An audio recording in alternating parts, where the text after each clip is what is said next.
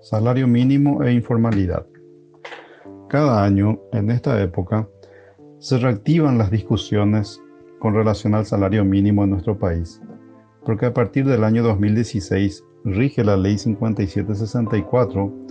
que establece el reajuste anual del salario mínimo en base a la tasa de inflación del índice de precios del consumidor. Por un lado,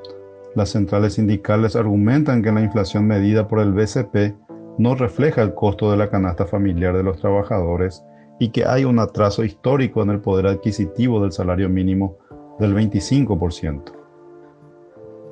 Por otro lado, los gremios empresariales consideran que el salario mínimo actual es de cumplimiento imposible para muchas actividades económicas, en especial para las MIPYMES, las principales empleadoras del país. Sin embargo, lastimosamente no existen soluciones mágicas y el tema del salario mínimo es parte de un problema muy complejo del mercado laboral, que es la informalidad. Según datos reportados en el informe sobre ocupación informal del Instituto Nacional de Estadísticas, INE, de los 2.930.000 trabajadores ocupados en sectores no agropecuarios, el 56%, o sea, unos 1.650.000, se reportan como asalariados, y de estos, solo el 35% percibe el salario mínimo y la mitad de estos no aporta a la seguridad social. Otro 35% ni siquiera percibe el salario mínimo vigente y están en la informalidad,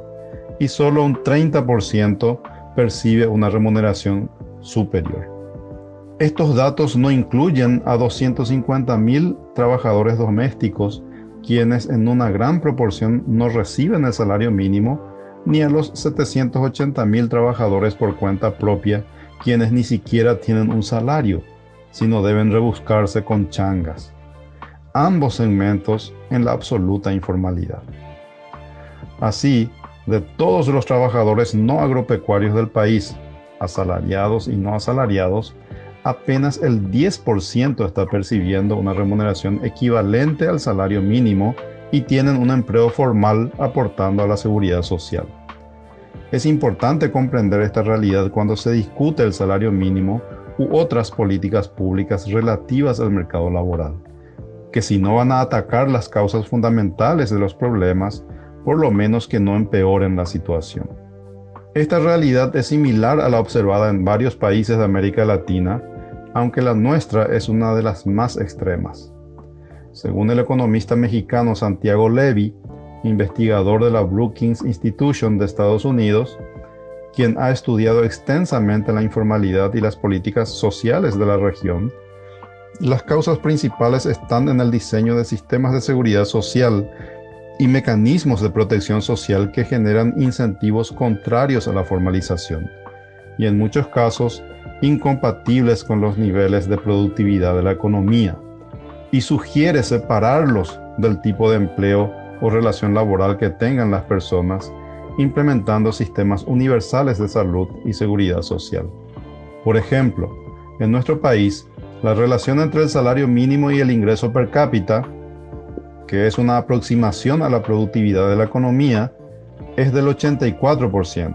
mientras que en países con mayor formalidad laboral como Brasil, Chile y Uruguay está en alrededor del 40%. Esto indicaría que el nivel actual del salario mínimo en Paraguay es muy elevado, considerando el nivel de productividad de nuestra economía, y por eso se convierte en un salario techo en vez de ser un mínimo, como indican los datos del INE. Además, el 65% de los ocupados lo están en MIPYMES, las cuales tienen aún niveles de productividad más bajos, con escasa o nula capacidad de cumplimiento del salario mínimo y mucho menos de las cargas sociales que vienen aparejadas al formalizar la relación laboral. Por lo tanto, hay factores estructurales como la productividad de la economía que limitan las remuneraciones factibles para los trabajadores. Sin embargo, hay preceptos constitucionales y están las leyes vigentes que garantizan los derechos laborales, aunque estos sean incompatibles con el desarrollo y los niveles de productividad alcanzados en nuestro país.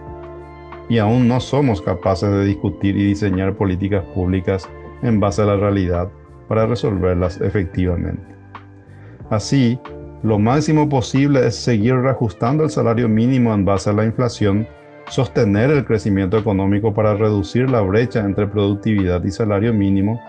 y rediseñar las políticas de seguridad social para avanzar en la formalización y proveer protección social efectiva a los trabajadores.